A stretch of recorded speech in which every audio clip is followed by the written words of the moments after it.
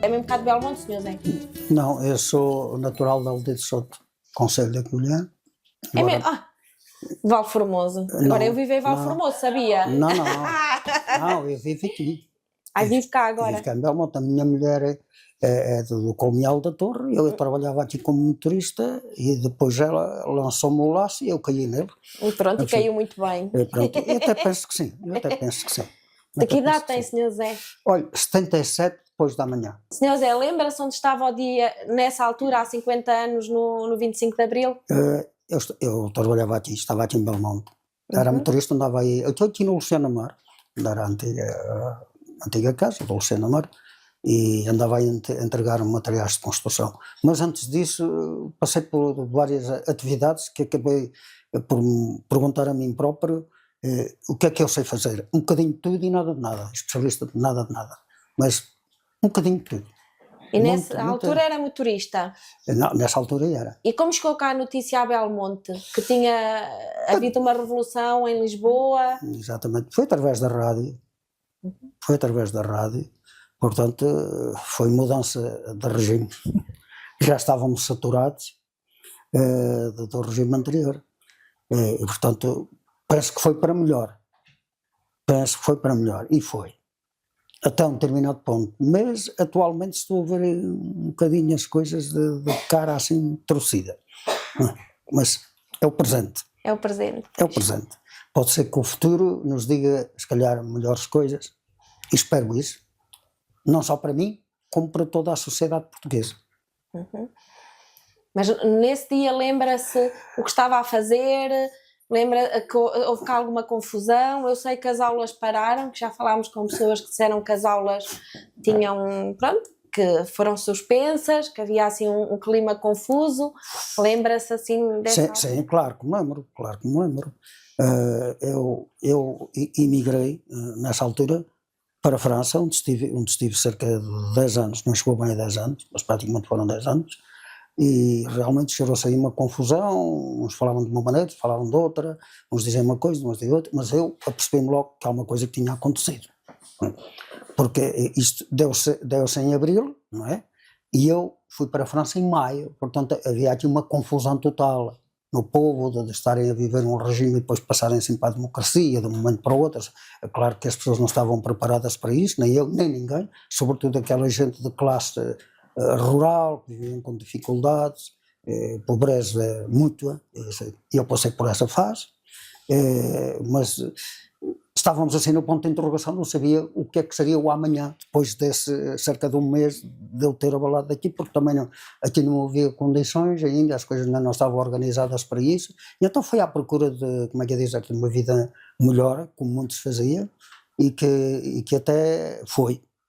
Fomos para um país onde a vida era completamente diferente aqui, as políticas implantadas lá também eram diferentes destas de cá, e então fui à aventura e acabei por ser um bocadinho feliz. Fomos logo os dois, e mais a minha mulher até já ia grávida, mas enfrentamos essas coisas também com dificuldades, porque foi a mudança de um país para o outro e de uma linguagem diferente, onde a gente não estava treinado nem adaptado para este tipo de situações, mas no meio disto tudo tentamos nos adaptar a essa fase de vida, e acho que sim, que tivemos assim um bocadinho de sucesso. Passado 10 anos regressei outra vez e cá estou feliz, com momentos altos e baixos, como toda a gente, e pronto, e sinto-me feliz assim, mas nesse período as coisas estavam muito difíceis. Mas, Sr. António, para partir para outro país, Sr. Zé, peço desculpa, para ter partido para a França, sim, com a esposa grávida, é porque não se vivia aqui mesmo um clima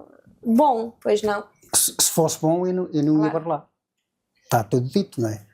Claro, foi também à aventura, porque via que aqui os salários eram baixos, as dificuldades eram imensas, as pessoas viviam com dificuldades, miséria, fome, sei lá, é um conjunto de coisas, estava tudo ligado à ditadura do Salazar, do fascismo, infelizmente, desses políticos que estiveram muito tempo no poder e que o povo parece que não contava para eles, era só os grandes, essa que valia tudo, essa que tinham tudo, tinham poder tudo, e a classe do povo mais baixa eram as vítimas, como ainda hoje são alguns, mas de uma maneira diferente.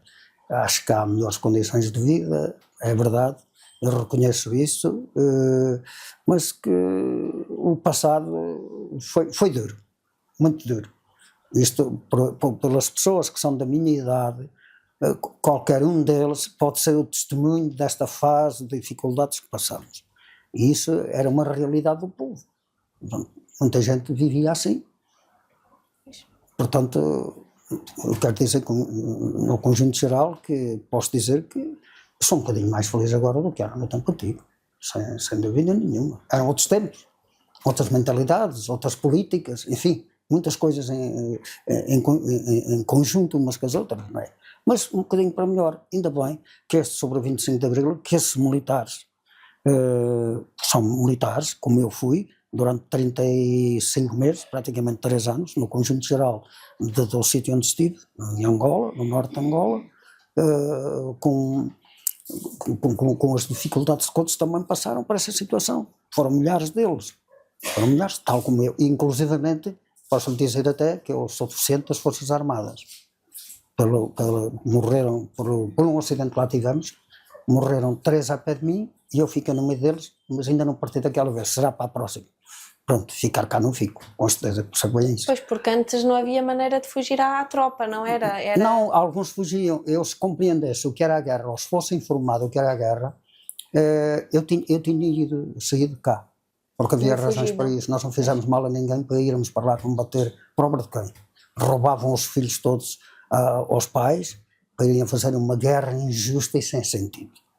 Também, olha, inclusivamente até lhe posso dizer que tenho ali 5 livros que lhe trouxe da Guerra Colonial, do Júlio Magalhães, desse grande escritor que até ando a ler aí obras dele, sobre isso, do Aniceto Afonso, do Carlos Mato Gomes, do Joaquim Furtado, o pai da Catarina Furtado, e eu sou um colecionador dos livros de guerra. Não pelo que eu gostasse da guerra, para saber mais o porquê da guerra. Portanto, identificar, ir ao encontro dessas coisas poucos a poucos para compreender melhor o porquê. E tenho até ali livros que lhes posso, que até trouxe ali um saco deles, mas aquilo é uma pequena amostra, porque lá depois ainda há 3 ou 4 vezes mais, com histórias baseadas sobre a guerra colonial. E eu, nessa altura, nós éramos mal. Agora estou-me a desviar o que estávamos a falar, tá estou-me a desviar, ou melhor, estou-me a inclinar um bocadinho para a história da guerra colonial. Eu, naquela altura, já percebia que eu era contra aquela guerra, porque eu via, e o porquê de ser contra? Porque eu via que os movimentos de libertação e aquele povo lutavam por uma causa justa. Porque eles realmente eram muito sacrificados, eles eram autênticos escravos. Eu vi com os meus olhos, vocês às vezes dizem cá fora que aquilo era nosso e não sei o quê, era matar aquilo tudo. Nada, que erro estarem a falar daquela, eu não gosto de ouvir isso. Aquele povo lutava por uma causa justa, pela sua independência, pelo seu direito e autonomia, que tinham todo o direito, e que isso tudo lhe foi negado. Inclusivamente o Salazar, quando esteve no poder, nunca visitou as antigas províncias ultramarinas, como ele dizia, ultramar, aqui era a metrópole, era as províncias ultramarinas, nós aqui temos as províncias ultramarinas, ele lá porque era a metrópole, e era. Eu via que aquela guerra era muito injusta, porque aqueles povos viviam com muito sacrifício, com miséria, explorados, maltratados, tinham toda a sua razão, sofreram muito, aquela gente sofreu muito, aquele povo sofreu muito. E eu era um bocado contra isso, já nessa altura. E nós, como para lá éramos garotos, assim se pode dizer, com sem perceberem porque foram, 18, 19 anos, sem saber porquê, fomos para lá, tropas mal preparadas, muito mal, uma grande parte deles eram analfabetos, por causa disso aconteceram muitos acidentes estúpidos, de lidar com armas, de condução de viaturas, etc. Perdeu-se lá muitas vidas baseadas nisso. E essa gente também, portanto, eu acho que o nosso exército, para enfrentar uma guerra daquelas, não estava preparado para isso, nem a nível técnico, nem a nível de armamento, nem a nível de mentalidade, de alimentação, que isso é bem o que era a nossa alimentação, por vezes tínhamos que nos alimentar da própria caça selvagem, porque não tínhamos recursos quando o exército nos fornecia, às vezes não havia avião, outras vezes então tinha que ir aos recursos do que havia lá, sei lá, em estoque, de qualquer maneira feito, já mal conservado, e tínhamos que nos alimentar daquilo. Só que os corpos, nessa altura éramos jovens, parece que absorviam tudo, não era? aguentavam melhor. Porque Já não é como agora, se fosse agora morria. Não, se fosse agora morria. Ainda bem que não veio agora a guerra. Mas já para lá não ia, não estava cá, de certeza absoluta. E então eu acho que foi uma guerra muito prolongada, sem sentido. Havia de haver, na minha perspectiva e daquilo que eu leio, na minha visão das coisas, havia de haver uma negociação entre os movimentos de libertação e o nosso Estado português. Foi isso que não aconteceu e depois deu-se o caso dos retornados. Também já não queriam ir a ser escravos do povo africano. Eu não digo dos pretos, não nada, porque não tenho nada contra o povo africano. Nada, nunca lá fui maltratado por eles. Não, inclusivamente o acidente que tivemos, onde morreram, a granada era nossa. Era nossa, não era deles, não fomos atacados por eles, não. Mas estávamos em zona de guerra, que era o norte de Angola, em São Salvador de Congo, que fazia fronteira com o antigo Congo Kinshasa, no Congo ex-belga, e isto é na parte norte, e na parte leste era a Zâmbia. E estes países acolhiam, portanto recolhiam, ou davam apoio aos movimentos de libertação. É normal, eles já estavam independentes e ajudavam-nos também para que eles conseguissem a sua independência, e conseguiram. Nós fomos derrotados, quer queiram aceitar, quer não, fomos derrotados. O exército português foi derrotado. O que andou foi tempo a mais. Em minha opinião, havia de haver uma negociação entre os civis que lá estavam. Eu agora refiro-me aos civis, porque as tropas eram enviadas para lá obrigatoriamente, como eu fui, sem fazer mal a ninguém. Não compreendo porquê, mas pronto, não foi só eu vítima dessa situação, foram também milhares e milhões deles cá. E havia de haver uma negociação em que ficassem todos bem, construir lá os brancos com os pretos e que se entendessem, que formassem um governo, tinham um povo para serem felizes em tudo, rico em tudo. Só que a ganância dos poderosos exploram o que há de lado bom e o povo negro continua a andar à pata descalço. Eu digo isto com muita mágoa e tristeza mesmo. Apesar de lá também viverem mal e trazerem supostamente para aqui, também cá não se vivia nada bem. Pois, exatamente. Não sei Ou seja, também o que não sei, então valia mais ficarem lá, na minha opinião. Mas não calar as armas, portanto, calar as armas. Portanto, extinguir completamente as armas de fogo. Para mim era uma coisa. E depois negociar entre os movimentos de libertação e o Estado português. A melhor forma de se poder construir um país com democracia e no progresso, lentamente, não podia ser de um momento para o outro, não era? A minha visão nessa altura era assim, e ainda era jovem, mas já via as coisas dessa maneira, que ainda hoje continuo a ver. Até posso estar a falar errado, mas penso que não. Está a falar muito bem. Então, quando se deu a Revolução, ainda por cima de uma maneira pacífica, com cravos, para si era assim? Foi uma vitória. Foi a vitória. Foi uma vitória para nós. Pronto, já tinha passado, já cá está, porque eu estive lá de 1969 a 71. Aquilo rebentou no dia 15 de março de 1961, ali tenho os dados todos, e eu nessa altura era um garotito, ouvi falar, olha, na guerra em Angola, fizeram os terroristas, fizeram, afinal quem eram os terroristas? Pois. Se calhar seríamos nós mandados por outros terroristas, não era? Porque nós fomos obrigados a ir, não é assim? Isto é propósito de estar a falar na guerra colonial. Não é? Eu tinha uma visão das coisas à minha maneira e penso cá na minha ideologia que não devo estar muito enganado daquilo que eu estou a acabar. José, quando voltou foi por causa que ficaram feridos? Veio por causa desse acidente? Eu quando fiquei ferido, eu fui evacuado de avião, uma pequena avionete para São Salvador de Congo, que faz mesmo, a terra era portuguesa não, africana, mas com o nome português, é mesmo na fronteira. E depois fui evacuado, porque eu tenho uma cicatriz aqui neste pé, que entrou-me aqui um estilhaço e saí-me, levou 32 pontos, não sei o quê. Tenho pequenos fragmentos da granada que explodiu no corpo, que estão cá, que já fiz radiografias, eles estão cá, em miniatura. Ainda há aqui uns anos atrás, estávamos a comer, mais a minha mulher, você conhece a minha esposa, não conhece? Perfeitamente. E estava assim a comer e saiu-me aqui um estilhaço, aquilo lentamente foi dando, um desses, tem uma comissão, isso está um espinhozito, assim. Depois acabei por verificar, mas assim, uma ponta lá até da faquita, isto é um estilhaço. Você disse, já andas aqui há muitos anos e não estás a pagar renda, então como é isto? Foi o corpo a mandá-lo embora? Assim, exatamente. E não foi só isso, além de eu ficar, portanto, ferido, e marcas que me ficam para toda a vida, eu digo assim, por que razão é que me tratam assim? Não fiz mal a ninguém, mas o problema das guerras é assim. E depois não foi isso, perdi a audição deste ouvido, que andou mais de meio ano a purgar no tímpano, eu só ouço aí 30%. Estou a ouvi-lo bem, porque depois parte da audição passou-se para o lado esquerdo, que está melhor que não teve efeito. E depois andou aqui sempre a purgar, e ia lá, como é que chama, à enfermaria que nós tínhamos lá no apartamento onde estávamos. O enfermeiro dá-me para aqui umas gotas, depois mais outro tipo de gotas, depois mais um tipo de uma coisa de ervas, que lá tinham os pretos, eu não gosto muito de falar pretos, do africanos. E aquilo começou o modo a cicatrizar, mas não posso tomar banho, por exemplo, se for para a praia, tenho que usar uma touca. Porque se a água me entrar por ti, afeta-me a cabeça, tudo, porque entra por baixo, porque o tímpano foi perfurado do impacto da granada que fez. E morreram 3 a pé de mim, um ficou sem as pernas, outro aqui por trás, nas costas, aqui, ficou com os pulmões à vista, só teve aí um quarto de hora depois, e outro foi também, foi esfolado de várias coisas, depois foi para o hospital e acabou por morrer. Depois ficamos vários feridos, e eu, como ferido, fiquei no meio desta confusão toda, e tive se calhar a sorte, sei lá, foi um Deus, não sei, não teria que ser aquele meio-dia. Não era. Como é, ele vai vir, assim.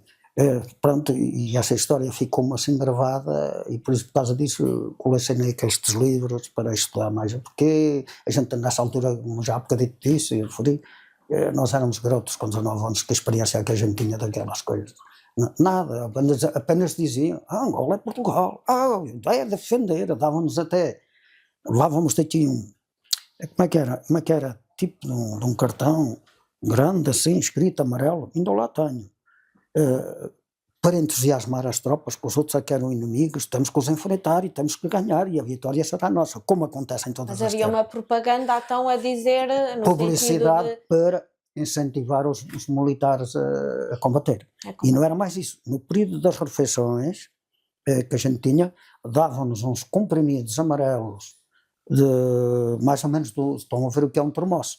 Um termoço. Bom, até era assim amarelado, mas não era um termoço, não sabia termoço aquilo, não sabia nada, um sabor esquisito, amargo, sei lá, não sei do que é que ele fazia. Aquilo para mim eram drogas para incentivar os militares a ir para a frente e não ter medo de nada. Para mim não tem outro objetivo, aliás, ainda neste fim de semana passado, vou ao encontro dos antigos combatentes que lá estiveram comigo, ainda nos conseguimos lá reunir da minha companhia, quanto é que foi? 18,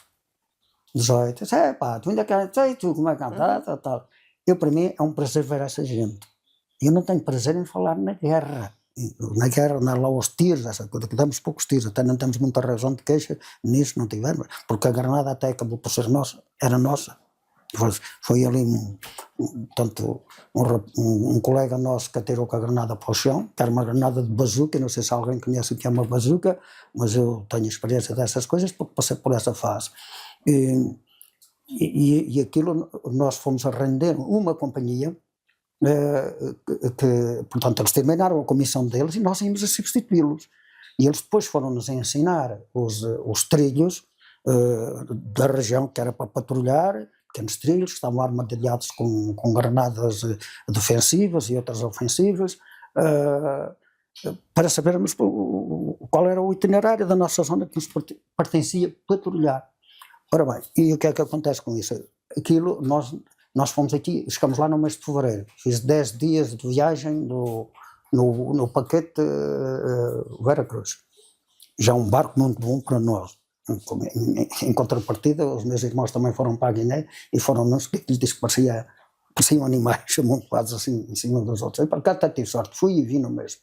Não vim de avião, nem fui, mas fui de barco e vim. 10 dias, até gostei daquela viagem. E eu pensei assim, bom, eu queria passar umas fériasinhas, assim, vi aquilo assim, quando lá chegámos à Baía de Luanda, assim, tudo muito iluminado, chegamos lá, foi assim, ao amanhecer, e agora como é que é? A partir daqui ninguém conhecia nada, porque nós aqui fazíamos treinos para enfrentar a guerra, mas a guerra lá era completamente diferente.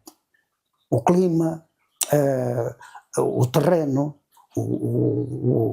a alimentação, os bosques, as florestas, todo este conjunto de coisas, ninguém estava preparado, nem os comandantes que iam daqui, que muitos iam lá para serem promovidos, já tinham feito lá algumas comissões, mas iam para ser promovidos, cada vez que eram promovidos, o salário aumentava Claro, e de que maneira? Mas para nós não. O soldado sabe quanto é que eu ganhava? 890 escudos por mês. 890. Conseguia lá ficar com 300 para as minhas despesasitas e para comprar o material de cita barba. A alimentação era paga pelo Estado. Mas se é que aquilo era alimentação. E o resto enviava aqui para a família? Para aqui, não, mas para cá ficar para mim. Que eu depois tirei lá a carta de pesados, precisei através do dinheiro e depois o dinheiro foi através para lá para pagar a carta de condução. Para depois ter aqui uma vida melhor. Não andar a trabalhar no campo e essa coisa, porque tenho uma experiência de trabalhar no campo sem fazer um bocadinho de tudo. E não tenho desprezo nenhum em dizer isto. Antes, pelo contrário, até tenho orgulho. Porque essa fase marcou-me muito na vida e não só aprendi muitas coisas com aquele sacrifício também. Não foi tudo mau, o regime. Aprendemos algumas coisas que hoje a juventude nem sabe fazer, nem conhece, desconhecem completamente o que é aquele mundo, que para mim é maravilhoso. Ainda continuo a ter as minhas práticas lá no meu quintalzinho, de plantar as coisas como fazia o meu pai, as alfacinhas, as cebolas, os alhos, as covitas, os espinafres, etc. E eu preservo essas coisas todas, faço aquilo tudo só com insumo biológico, não devo tocar nada de fertilizantes, de adubos químicos, essa coisa toda. Não quero saturar a terra, que a terra já está bem saturada disso. Tento ir assim um bocadinho contra essas coisas. Isso também foi, como é que é dizer, uma lição de vida, uma aprendizagem para mim que, na minha opinião, foi muito útil. E tenho até orgulho em dizer isto. Agora, em certos campos, não. Era uma vida difícil, pois as famílias eram numerosas, muitos filhos, não existiam os métodos de nos afastar como agora, já não vamos por aí, porque os tempos também mudaram e acho bem. Nem todos tinham escola, era só muito trabalho. Eu consegui fazer a quarta classe e depois fiz o quinto e o sexto ano, assim se pode dizer, quarto, quinto, na tropa já. Aprender um bocadinho de francês, sempre fui apaixonado pela leitura, porque eu tenho não só em livros, é livros e discos, instrumentos musicais, sou apaixonado e coisas de desporto, ciclismo e essa coisa toda. Até quando é que veio a música, o acordeão, Sr. Zé? Ora bem, essa é outra história. O meu pai tocava um harmoniozito, tipo uma concertina pequenita, e não sei como é que ele foi arranjar aquilo, que ainda hoje estou para compreender, e também um pífarozito. E ele tinha muito jeito para essas coisas. E dos irmãos, que sou o seu irmão aqui desta base, do Carlos Navo, que está ali, seu irmão, mas eles nunca ninguém teve assim inclinação para a música. A história da música foi, eu era pequenito e não tinha dinheiro para comprar uma pequena concertina, não havia hipótese, e então tentei para uma harmónica, mais conhecido pelo realejo, assim, que tenho lá 3 e que eu toco também, nunca ninguém me ensinou. E então eu disse, mas onde é que eu vou à procura de dinheiro para isso? Então o que é que eu fazia? Eu nasci ali na Quinta da Leijosa, que devem conhecer, que é aqui bem pertinho, e que pertence à Aldeia de Soto. E nós estamos ali todos os meus irmãos. E então o que é que acontece? Eu disse, mas agora não tenho dinheiro eu queria comprar um relógio, mas eu não tenho dinheiro. E então havia lá uma senhora dali da Aldeia de Soto, que já faleceu, ainda nem há muito tempo, chamava-la Tia Josefina, comprava ovos, frangos, e depois ia vendê-los à Praça da Cusã. Ela fazia o negócio dela, andava com uma cesta assim larga, chamava-la Cestas Balaias. Eu disse, nunca me cá saía da ideia. O nome ficou cá gravado. E então havia lá muitas pessoas que tinham galinhas, e as galinhas às vezes por fora não iam para os galinheiros, ficavam cá fora e andavam a pôr assim em ninhos que elas construíam, e iam lá pôr os ovos. E depois a senhora comprava ovos, o que é que eu meti cá na cabeça? De vender também ovos que não eram meus, nem da minha mãe, os da minha mãe ela trazia-os bem contados porque sabia o que as galinhas punham e levavam para consumo de casa, e às vezes até os vendia e nós ficámos sem os comer. Pronto, esta é a história. E então eu resolvi, assim, já havia ali via as galinhas lá, olha, esta já pôs, e ele depois sacava os ovos para mim, e juntei várias dezenas de dúzias de ovos, ela comprava a dúzia ou a meia dúzia, e vendia-lhes, consegui arranjar dinheiro para comprar um relógio, mas antes disso também ripava verga ali no Zézer, como aquilo, é mesmo arrumadinha à Quinta da Leijosa, aqueles salgueiros estavam a arrebentar, cortava-se-lhe aqueles rebentezinhos, deixava-os crescer assim, quando os homens lá andavam a cortar para a lenha, e depois aquilo voltava a renovar rente às margens, tanto do lado direito como do lado esquerdo, claro.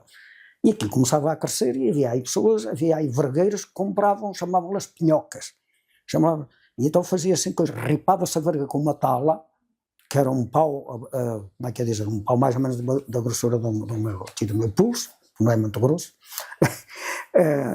abria-se assim ao meio e depois punha-se a ver lá o tal bocadinho de salgueiro e a casca saía, a gente puxava, eu puxava e depois colecionava aquelas coisas. Era mais uma forma de angariar dinheiro para comprar as coisas que eu ambicionava. Até vendia a quem essa? É esses vergueiros, ali do Gonçalo, que já trabalhavam lá naquele artesanato, como ainda hoje é conhecido por isso. Infelizmente agora já praticamente já não fazem aquilo.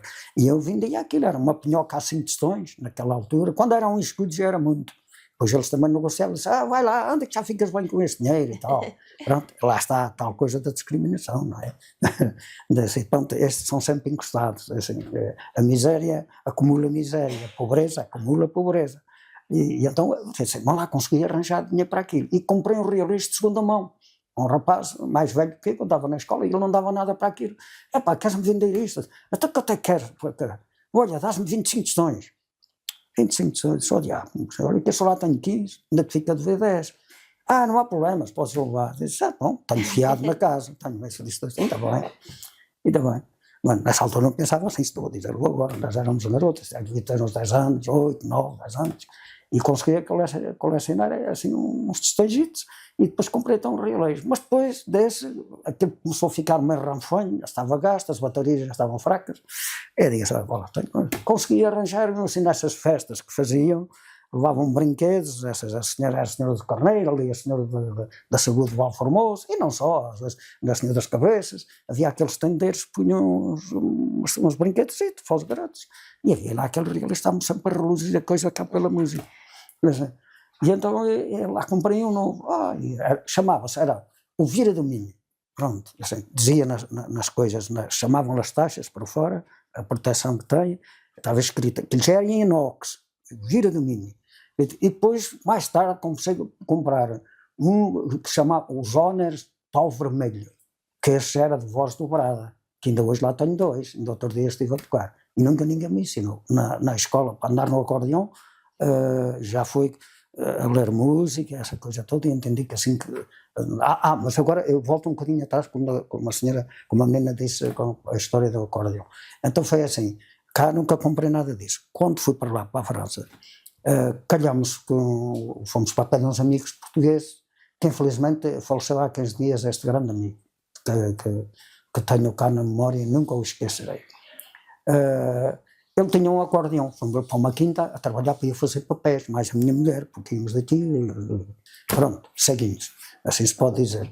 Foi um cunhado meu que me arranjou e estavam todos na mesma quinta, onde estava lá esse amigo, também era apaixonado pela música, mas um homem já culto, já tinha trabalhado aqui num banco, mas depois ele também fugiu à guerra, como é que estava lá, exilado, assim se pode dizer. E eu depois, um dia, ele disse-me, Zé, então você é apaixonado pela música, já vi, olha, tenho aqui o acordeão, teclado, era acordeão, teclado. Piano. Ele pôs-me para lá e disse, olha, mas para ir a carregar, eu disse, tenha cuidado e tal, não deixe cair para o chão, tal, veja lá, que as coisas. E eu lá comecei a brincar, mas dali não passava. Um dia disse-me assim, Zé, sabe, em Paris, há lá um mercado que chama o Marché Clignancourt,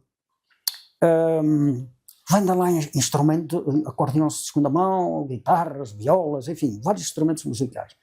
Então vamos lá à aventura, vamos, venha comigo. Ele conhecia mais aquilo do que eu, escolar. Eu nem nunca lá tinha ido, eu já conhecia aquilo porque estava lá há mais anos. E lá vamos nós os dois. Já estamos a ver. E então aparece lá um acordeãozito, que ainda me lembro bem da marca dele, Busato, italiano, preto, de 80 baixos. Eu não percebi nada daquilo, vi aí os outros tocar, mas ali era zero. E depois já disse, Zé, agrada-lhe estas. Eu comecei assim a perceber qualquer coisa, eu digo assim, mas eu assim não conheço nada, eu tenho que ir ao encontro de alguém que me ensine como deve ser. Ele não sabia, porque também dizia, eu de música assim não sei, tal, toco do ouvido, esta coisa toda. Eu disse, está bem. E eu lá comecei a brincar naquilo. Lá arranjei um professor francês, mas levava muito caro e eu não tinha dinheiro para cobrir essas coisas todas, porque eles lá já levavam caro. Mas era um profissional, que era, ainda me lembro do nome do Monsieur Alain Ladrière, que se chamava ele. E eu já andava com um caminhão a distribuir mazoute para o aquecimento das casas. E essas pessoas davam-me gorjetas, e eu essas gorjetas colecionava-se para ir às aulas de música, para não mexer no salário da minha e da minha mulher. Pronto, e que lhe era um extra. E depois passei para o Mazout, já com um caminhão maior, ir às refinarias a carregar, e depois passava para outro caminhão pequeno, e andava sempre em contacto com a população francesa. Por isso é que eu admiro muito este povo francês, que deram uma boa lição e abriram as portas ao mundo, a praticamente toda a humanidade. Ali caiu ali tudo, toda a gente era ali bem acolhida, e eu não tenho nada contra aquele povo. Às vezes há pessoas que têm mal, eu não. Via que era um povo mais culto, mais evoluído que nós, sem dúvida nenhuma, não há, ainda mesmo hoje, embora nós já tivéssemos crescido também já um bocadinho, ainda bem, também era melhor se assim não fosse. E então, pronto, a partir daí comecei, lá ir a umas aulas, uma senhora portuguesa também dava aí aulas, e aquilo ficou cá gravado. De lá vim para aqui, já trazia esses instrumentos, né? Aqui já troquei por outros, e hoje atualmente tenho lá 5. Não posso tocar 5 ao mesmo tempo, não é? É impossível, mas sou colecionador assim dessas coisas, tal como os discos, os grandes discos que lá tenho, das grandes orquestras, de todos, do Elvis Presley, dos Abbas, dos Beatles, tenho esses sucessos todos, das orquestras Jamelastes, sei lá, é um mundo que eu lá tenho sobre isso, que raramente, se calhar aqui no distrito do Castelo Branco, penso que talvez não haja lá, são daqueles grandes, dos grandes cantores da ópera, dos grandes acordeonistas, trompetistas, etc, dos bons melhores. Música pimba, parece que não há lá, não é que eu tenha contra essa música, também sou a favor, e que deve existir, e acho que deve ser praticada, mas cá não me entra cá assim muito bem. Gosto de tocar outro tipo de coisa, olha, ainda agora anda a tocar uma valsa mais a professora Lourdes Salvato, a vergonha quem é, andamos a tocar as duas, ela faz a mão esquerda e eu faço a direita, e depois trocamos a Tardes de Polónia, a Rá menor. E então continuo assim, e andei com o Horácio Pio, andei com o Rodrigo Maurício, olha, com o professor Alexandre lá de cima, com o Jarmela da Guarda, olha, vários que já passei, outra banda com o Jean, que era João Seco, que era pianista, tocava piano e órgão e viola, andei assim metido com esta gente sempre a aprender mais, mas já acordei tarde mais, eu devia ter começado, era mais novo, hoje seria um grande artista, mas assim não, foi tarde. Consigo dar uns toquezinhos e já me convidaram para certas coisas, e tive um grupo formado, como vocês sabem. Ainda lá fomos, lembra-se, ainda lá fomos a tocar. Eu até fundei esse grupo, que era com o título, o nome era Os Amigos da Alegria. Eu desisti por causa daquela senhora de Rebecas. Pronto, não vale a pena estar a contar o passado, porque não interessa, não é merecedora disso. E, pronto, e continuo assim ligado a este tipo de situações, da cultura, vou ao encontro dessas coisas, e sinto-me bem, e sou feliz. Portanto, por que não continuar? Portanto, esta é uma partezinha da minha vida, sei lá, algumas ficaram para trás, também era melhor que contasse cá tudo, algumas já nem me lembro, mas aos bocadinhos tudo, e depois, ainda fui fotógrafo, fui padeiro, fui tosquiador de ovelhas, fui podador de árvores, assim, de tratorista, camionista, olha, sei lá, tantas, negociante de lenha, que ainda faço isso. Tenho paixão por estas coisas. Olha, fui futebolista, ciclista, ainda lá tenho coisas, ainda estou inscrito ali no grupo do Vítor Paulo Rato. Olha, é que me digo, fiz tanta coisa e acabo por não saber aquilo que sou. E é assim mesmo. É uma história de vida, sei lá, assim um bocadinho longa, e ainda há outras passagens que passei que às vezes não me lembro bem, mas às vezes aos bocadinhos estou a sonhar, depois andei a tirar fotografias, fazia casamentos, reportagens, e com o Belo Foto, ali embaixo, o Belo Foto, não era? Belo Foto, sim. Que era o Jorge, sim. Não era?